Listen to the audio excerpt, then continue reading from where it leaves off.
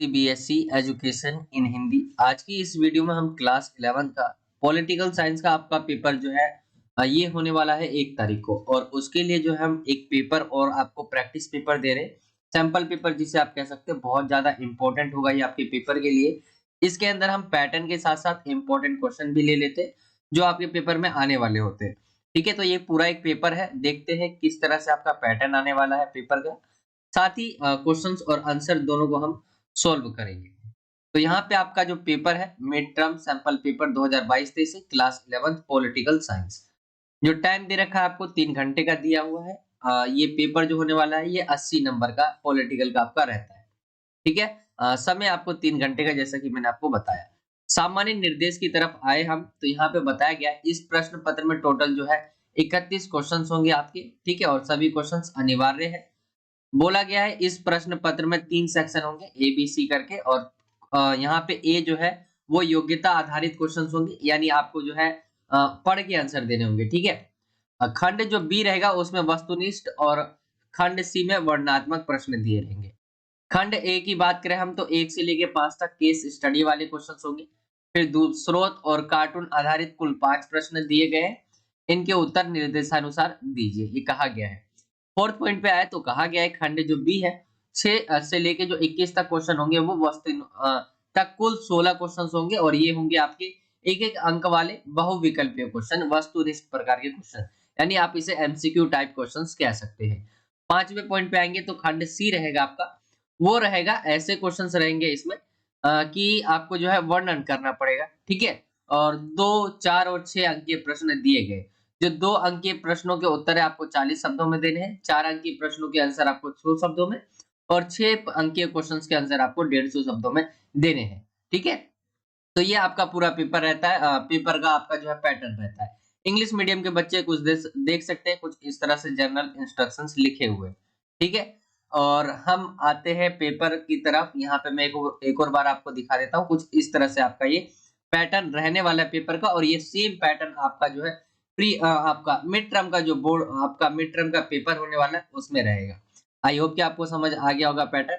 और उससे पहले अगर आपने क्लास 11 का टेलीग्राम ग्रुप जो है हमारा ज्वाइन नहीं किया है तो लिंक आपको डिस्क्रिप्शन में मिल जाएगा। काफी बच्चे कमेंट करके कहते रहते हैं कि हमें ग्रुप में जुड़ना है, बट मैं कई बार बोल चुका हूं उनको, डिस्क्रिप्शन में लिंक मिलेगा आपको, वहां से आप ज्वाइन हो सकते हैं।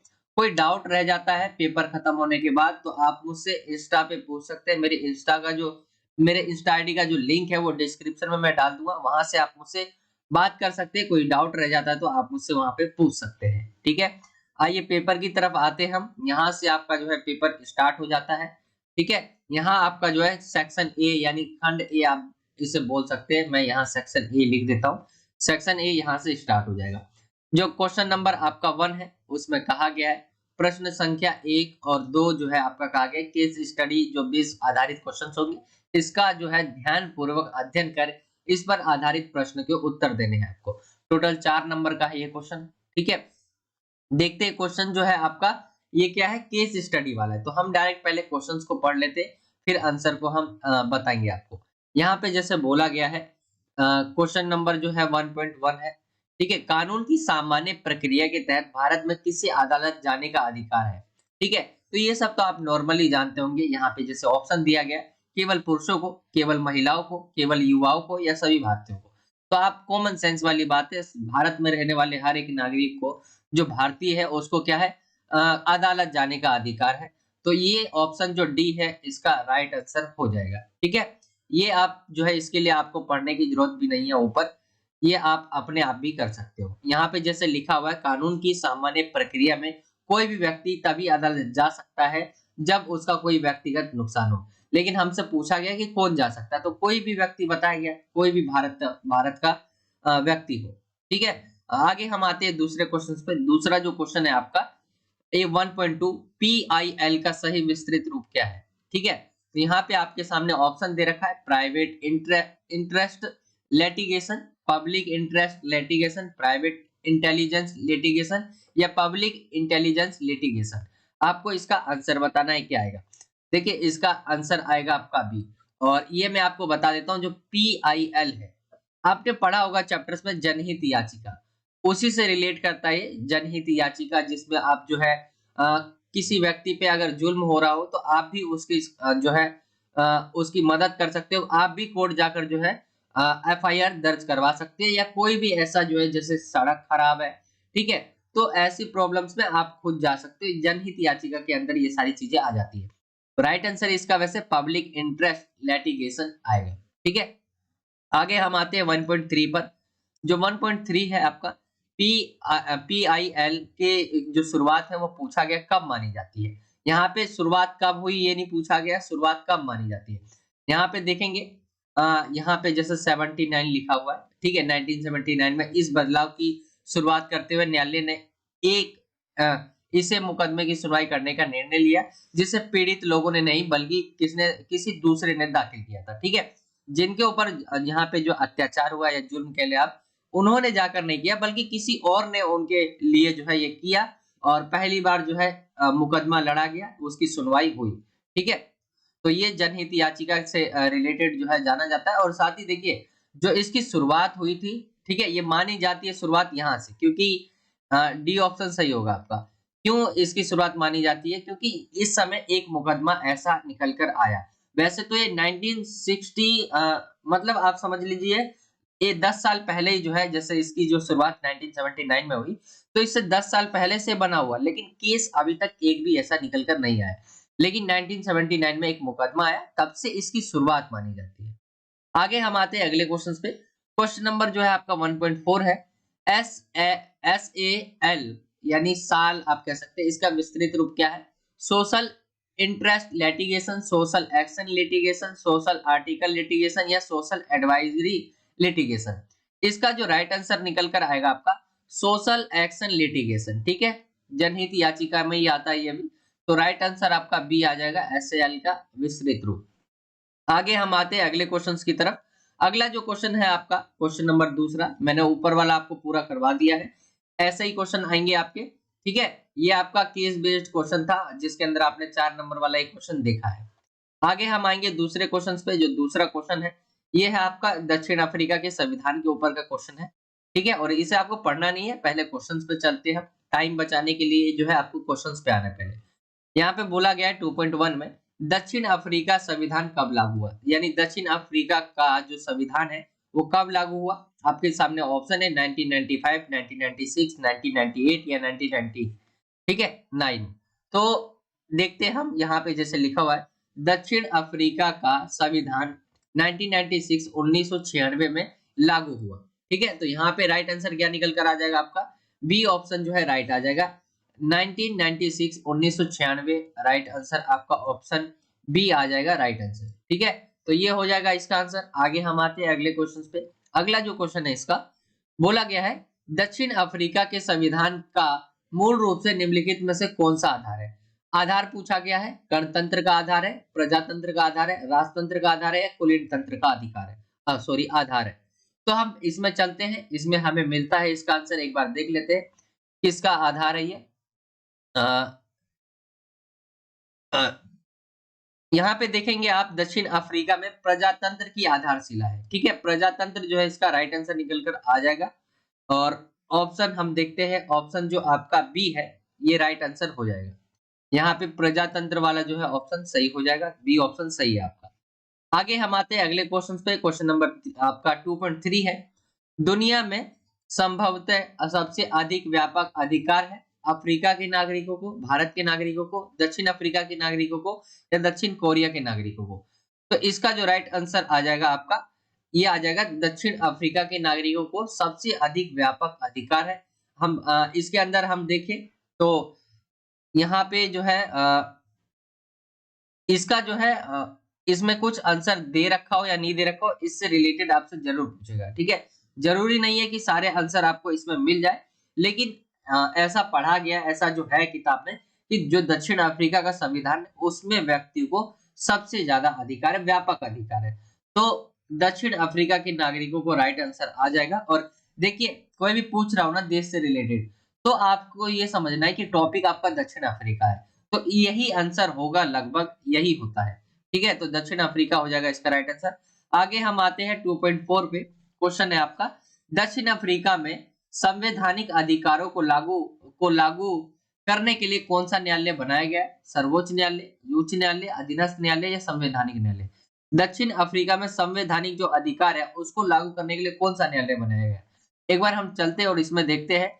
यहाँ पे आप देखेंगे संवैधानिक अधिकारों को एक विशेष संवैधानिक न्यायालय लागू करता है।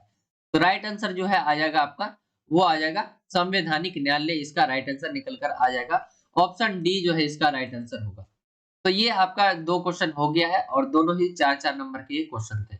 आई होप कि आपको दोनों समझ आ गए होंगे किस तरह के आपके क्वेश्चंस पूछे जाएंगे और ये आपका 2 क्वेश्चन हो गया है। आगे हम आते हैं अगले क्वेश्चंस पे। तीसरा और चौथा बोला गया है कि जो प्रश्न संख्या 3 और 4 होगा वो स्रोत आधारित सोर्स बेस्ड क्वेश्चन होगा, ठीक है? और इनका ध्यानपूर्वक अध्ययन कर इस पर आधारित प्रश्नों के उत्तर दीजिए। अब इसके अंदर जो है आपका ये है कि आपको जो है यहाँ पे ऑप्शन मतलब बहुविकल्पीय क्वेश्चन नहीं होगा, इसमें आपको वर्णन करना होगा, ठीक है? तो यहाँ पे जैसे कि आपका ये पूरा है, इसे आप पहले ना पढ़ें, पहले क्वेश्चंस पे आए। क्वेश्चन कुछ इस तरह से आपसे पूछा गया होगा कि वर्तमान में राजनीतिक सिद्धांत किन उद्देश्यों की प्राप्ति में योगदान देता है, ठीक है? राजनीतिक जो सिद्धांत है अभी के समय ऐसे कौन से उद्देश्य हो जो उसकी प्राप्ति में योगदान देता है। आगे ऊपर हम चलते हैं पैसेज की तरफ जो आपका दिया गया है सोर्स। तो यहाँ पे आप देखेंगे इसे आप देखेंगे यहाँ पे जैसे लिखा हुआ है, ठीक है? और यहाँ पे जैसे आंसर्स को हम देखें तो नागरिकों को राजनीतिक प्रश्नों के बारे में जो है तर्कसंगत ढंग से सोचने, एक पॉइंट ये डाल सकते हैं आप। सामाजिक राजनीतिक घटनाओं को सही तरीके से आंकने का प्रशिक्षण देता है। तो ये 2 चीजें हैं, आप लिख सकते हैं यहाँ पे। और इसी में आपको जो है इसी में से लिखना है, आपको ज्यादा वो नहीं करना है, बाहर नहीं जाना है, इसी में आपको जो है आंसर मिल जाएगा, ठीक है? इसके अंदर आप इसे थोड़ा समझेंगे, ये नहीं कि आंसर टिप देना है डायरेक्ट, आप थोड़ा सोचेंगे और उसके बारे में आपको जैसे यहाँ पे लिखा है राजनीतिक सिद्धांत का उद्देश्य नागरिकों को राजनीतिक प्रश्नों के बारे में तर्क संगत ढंग से सोचने और सामाजिक राजनीतिक घटनाओं को सही तरीके से आंकने का प्रशिक्षण देता है। अगर आंसर आपको मिल जाता है तो आप लिख सकते हैं, ना मिले तो अपनी तरफ से बना के लिखना है।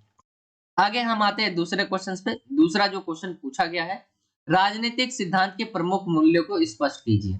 राजनीतिक सिद्धांत के जो मूल्य है उसको आपको स्पष्ट करना है। हम ऊपर चलते हैं सोर्स की तरफ और यहाँ पे देखेंगे राजनीतिक सिद्धांत राजनीतिक जीवन को अनुप्राणित करने वाले स्वतंत्रता, समानता, न्याय जैसे मूल्य के बारे में सुव्यवस्थित रूप से विचार करता है, ठीक है? तो ये आप लिखेंगे और यहाँ पे जो है ये 2-2 नंबर वाले हैं, तो हमें थोड़ा जो है 2-2 पॉइंट तो लिखना होगा सबका।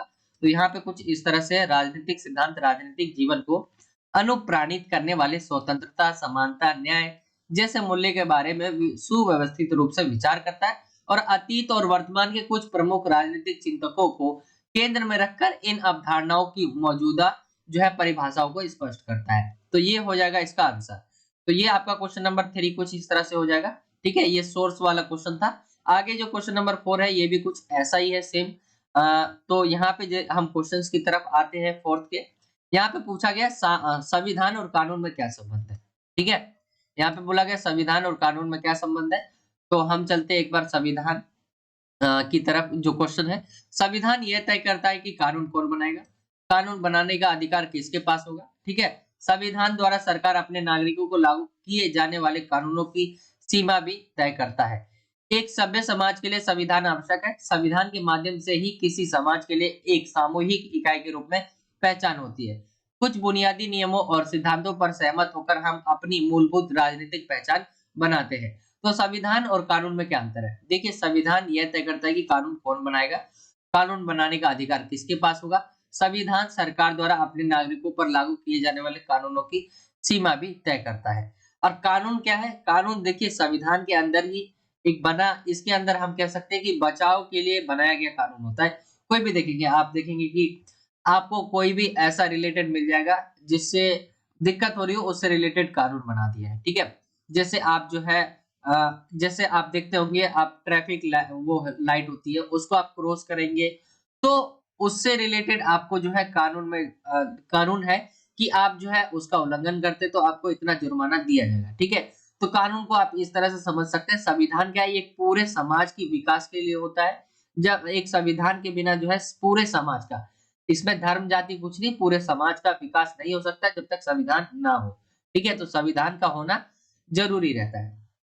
और कानून क्या है, संविधान के अंदर ही कानून को जो है ऐड किया जाता है, जिससे जो है ऐसे कुछ नियम बनाए जाते हैं या कानून बनाए जाते हैं जिससे समाज सुरक्षित रहे। ठीक है, तो ये है। आगे हम देखते हैं क्वेश्चन नंबर जो दूसरा पूछा जाता है, नागरिकों की राजनीतिक पहचान से क्या आशय है? एक सभ्य समाज के लिए संविधान आवश्यक है। संविधान के माध्यम से ही किसी समाज के लिए सामूहिक इकाई की रूप में पहचान होती है।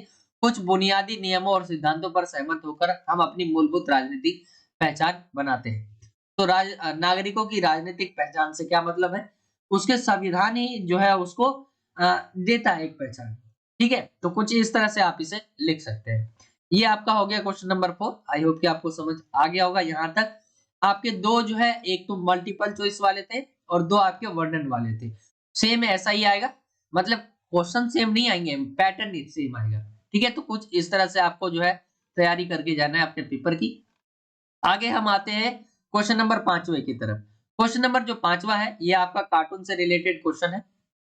यहाँ पे बोला गया है, दिए गए कार्टून का जो है ध्यानपूर्वक अध्ययन कर इस पर आधारित प्रश्नों के उत्तर दीजिए। अब ये आपका कार्टून है, यहाँ पे दिया गया है और इसका जो है हम आंसर देखते हैं क्या रहेगा। यहाँ पे आएंगे आप पहले क्वेश्चन पे। जो पहला क्वेश्चन पूछा गया है, क्वेश्चन जो है इसमें पूछा गया है, पहला, नवीन राज्यों का गठन किन आधारों पर किया जा सकता है? तो देखिए यहाँ पे बात हो रही है नए राज्य के जो गठन है उसकी। तो नए राज्यों का जो गठन है वो किस प्रकार किया जा सकता है, मैंने आंसर नहीं लिखा है लेकिन मैं आपको बता देता हूँ।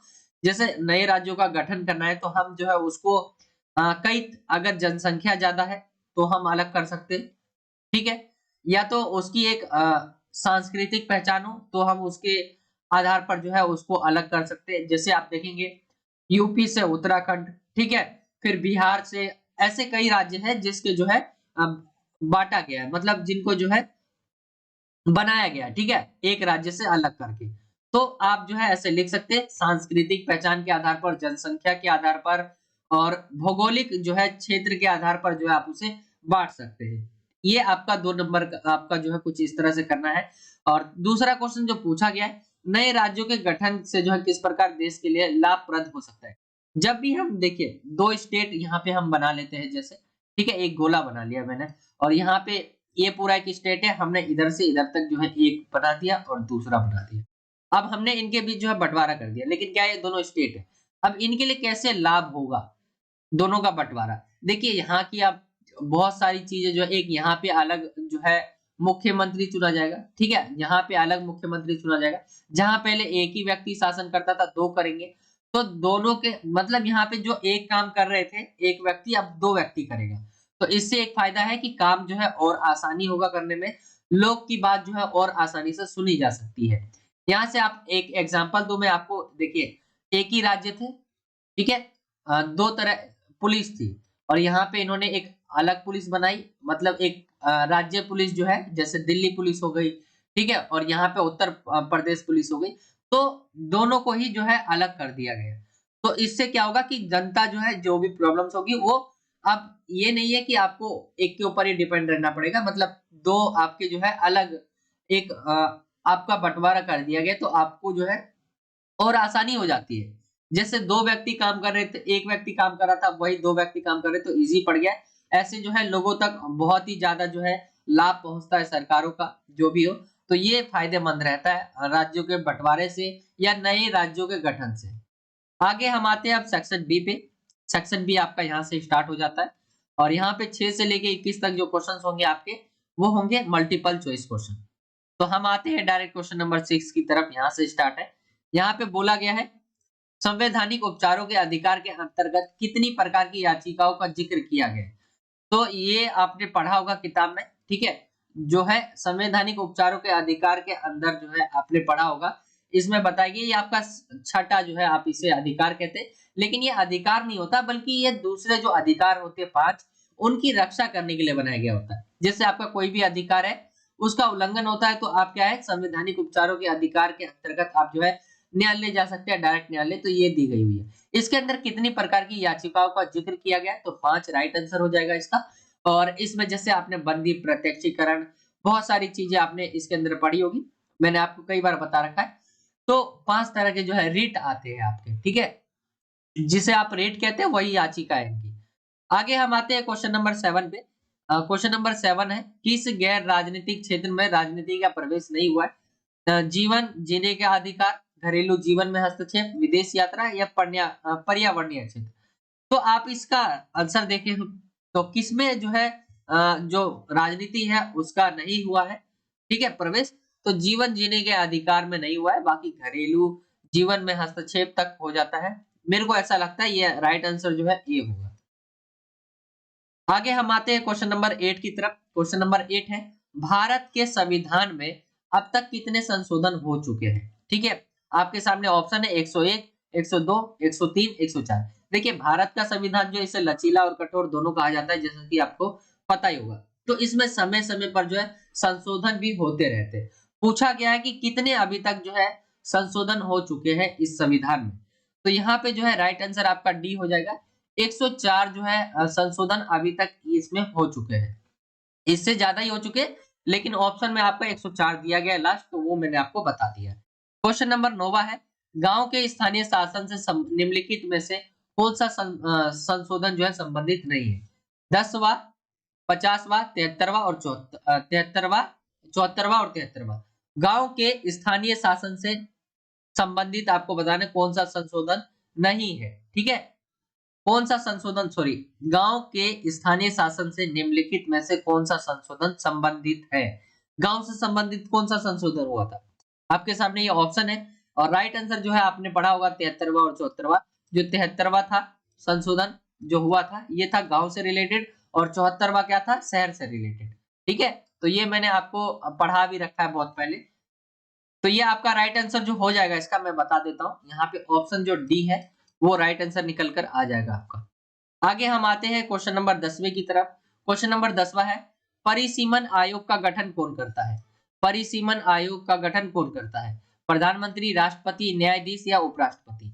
देखिए परिसीमन आयोग होता क्या, जैसे चुनाव होता है हमारे देश में, तो राज्य चुनाव मान लीजिए या जो भी हमारे चुनाव होते हैं, तो उसके अंदर जो है यही जो है परिसीमन आयोग ही डिसाइड करते हैं कि जो क्षेत्र है, चुनाव का जो क्षेत्र है, आप डिसाइड करते हैं, यही डिसाइड करते हैं कि कहाँ पे जाकर आपको वोट डालना है, कौन सा क्षेत्र है चुनाव का। तो यही सारी चीजें जो है इन्हीं का काम होता है, परिसीमन आयोग का। इसकी जो है गठन कौन करता है? तो वो करते हैं राष्ट्रपति। ऑप्शन जो है बी राइट आंसर निकल कर आ जाएगा। आगे हम आते हैं क्वेश्चन नंबर 11वें की तरफ। क्वेश्चन नंबर 11वां है, वोट देने की आयु 21 वर्ष से 18 वर्ष कब की गई? पहले जो है वोट देने की आयु 21 वर्ष थी, लेकिन जो है बाद में इसे जो है 18 वर्ष कर दी गई। आपको बताना है कब। आपके सामने ऑप्शन है 1982 में, 1998 में, 1999 में या 1989 में। तो राइट आंसर जो निकल कर आ जाएगा आपका ऑप्शन डी आ जाएगा। 1989 में जो है इसकी जो वोट डालने की जो आयु थी 21 वर्ष थी, 18 वर्ष कर दी गई थी। आगे हम आते हैं अगले क्वेश्चन पे। अगला जो क्वेश्चन है आपका 12वां, राजनीति क्या है? आपके सामने दिया हुआ है, राजनीति शासन करने की कला है, राजनीति प्रशासन संचालन के विवादों का हल प्रस्तुत करती है, राजनीति जन कल्याण से संबंधित है, राजनीति सरकार और राज्यों के बीच इस संबंधों को स्पष्ट करती है। तो ये आपके सामने चार ऑप्शन है, और देखिए इसका आंसर देखिए ऐसा है कि आपका जो सैंपल पेपर दिया गया था, वैसे तो आंसर की दिया नहीं गया है, ये हमने पूरा खुद ही बनाया, ठीक है, आंसर की। और राजनीति क्या है, अगर आप बुक को देखेंगे तो सारे आपको दिखेंगे, ठीक है। राजनीति के बारे में ये सारी चीजें कही गई है, राजनीति है। अब यहाँ पे ये बात है कि यहाँ पे दिया ही नहीं गया है कि इनमें से कोई नहीं, होना चाहिए था इनमें से कोई नहीं, लेकिन आपको अगर ऐसा अगर आ जाए तो इनमें से चूज करना हो, तो आप समझिए जो आपको चूज करना है वो सी करना है, ठीक है। मैं अपने हिसाब से बता रहा हूँ कि राजनीति जन कल्याण से संबंधित आप इसे कह सकते हैं, जिसके अंदर सब कुछ आ जाता है, प्रशासन विवादों का हल करना, बहुत सारी चीजें इसके अंदर आ जाती है। तो राजनीति जन कल्याण से संबंधित है, आप इसे राइट आंसर माने। और वैसे मैं कहूं अगर आप अगर सपोर्टिंग देखते हैं उसके अंदर जो आप इसके बारे में पढ़ेंगे राजनीति क्या है, तो ये सारी चीजें आपको दिखेंगी, ठीक है। तो कंफ्यूज नहीं होना है, आपको जन कल्याण याद रखना है, उससे रिलेटेड आपको आंसर टिक कर देना है। आगे हम आते हैं प्रश्न नंबर जो 13 से लेकर 16 तक जो क्वेश्चंस होंगे आपके, वो होंगे रिक्त स्थान वाले, यानी आपको जो है फिल द ब्लैंक्स भरने होंगे। जैसे यहाँ पे पूछा गया था, लोकतांत्रिक चुनाव में जनता क्या देती है, ठीक है। तो मत आप डाल सकते हैं यहाँ पे, या आप वोट भी डाल सकते हैं। 14वां क्वेश्चन है, भारतीय संविधान सभा के अध्यक्ष कौन थे? राजेंद्र प्रसाद जी थे, मैंने आपको पढ़ाया भी है चैप्टर्स में। और 15वें क्वेश्चन पे आए हम। 15वां जो क्वेश्चन पूछा गया, सभी राज्यों में पंचायती राज व्यवस्था का ढांचा नहीं है। पंचायती राज व्यवस्था का ढांचा नहीं है, सभी राज्यों में नहीं है। और 16वें क्वेश्चन पे आए हम, तो बोला गया है अनुच्छेद 1 में भारत को संघ क्या कहा गया, यहाँ पे पूछा गया था, तो संघ कहा गया है। ठीक है, ऑप्शन ये आपका राइट आंसर संघ हो जाएगा। तो कुछ इस तरह से आपके रिक्त स्थान वाले भी क्वेश्चंस होंगे जो ऐसे पूछे जाएंगे। तो ये आपके टोटल जो है 4 क्वेश्चन हो गए हैं। ठीक है, ये फिल इन द ब्लैंक्स वाले 16 तक आपके क्वेश्चन हो गए। आगे हम आते हैं क्वेश्चन नंबर 17 से 19 तक जो पूछा गया है। इसमें बोला गया है सही और गलत आपको बताना है, सही है या गलत है। ठीक है, क्वेश्चन है जैसे 17वां, भारत में स्वतंत्र निर्वाचन आयोग की स्थापना की गई। गलत है, ये स्वतंत्र निर्वाचन आयोग की स्थापना, ये नाम ही गलत ले रहे हैं। ठीक है, भारतीय निर्वाचन आयोग है। आगे हम आते हैं क्वेश्चन नंबर 18वें की तरफ। क्वेश्चन नंबर 18वां है 42वां संशोधन वर्ष 1978 में हुआ था, ये भी आपका गलत है। ठीक है, और 19वां क्वेश्चन है स्थानीय निकायों के चुनाव के कारण निर्वाचित, यहाँ पे जो बोला गया है जन प्रतिनिधियों की संख्या महानगरों में कोई वृद्धि नहीं हुई।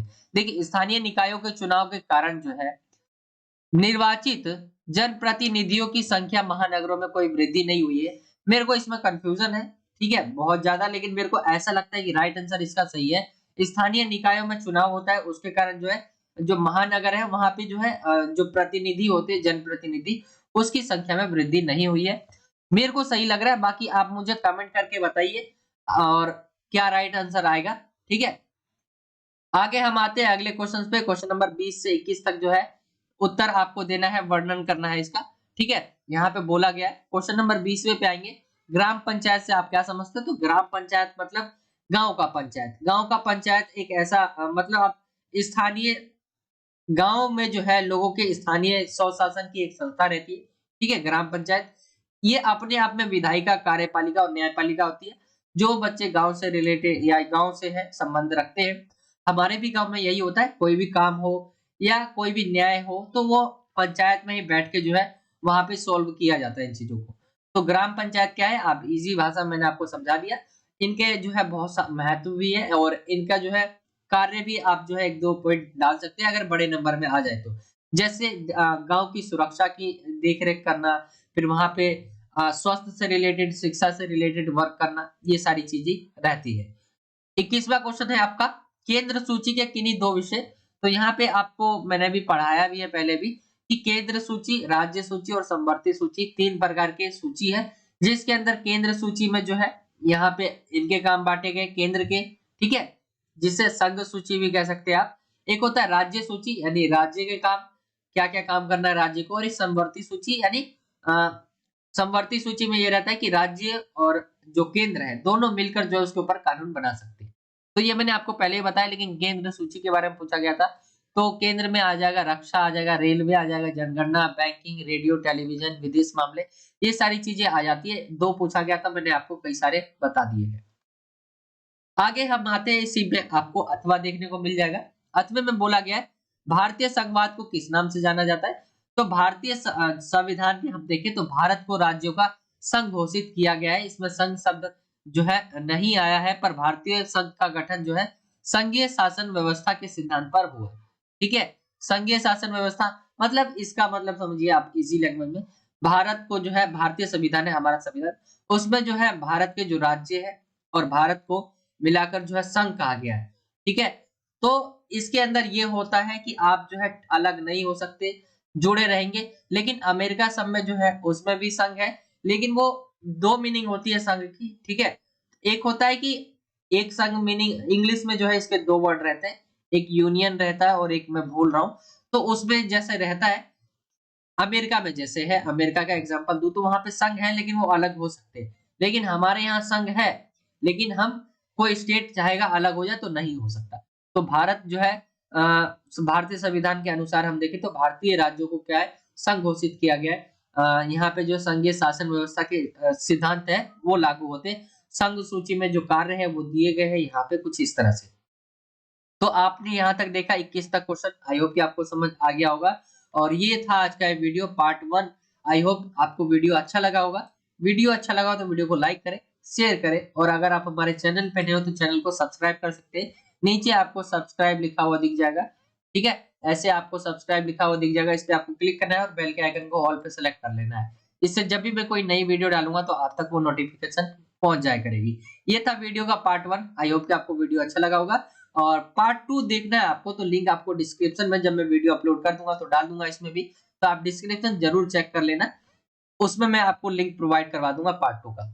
पार्ट 2 जो है जल्दी आ जाएगा आपके लिए। तो ये था आज का वीडियो। आई होप कि आपको वीडियो जरूर अच्छा लगा होगा। वीडियो को जरूर शेयर करें अपने दोस्तों में। वीडियो अच्छा लगा तो वीडियो को लाइक करें, कमेंट करके भी बताएं कोई डाउट हो तो, या आप मुझसे इंस्टाग्राम पे जो है पूछ सकते हैं कोई भी डाउट रह गया हो तो। चलिए मिलता हूं आपसे अगली और एक्साइटिंग वीडियो में। जब तक के लिए जय हिंद, जय भारत, वंदे मातरम।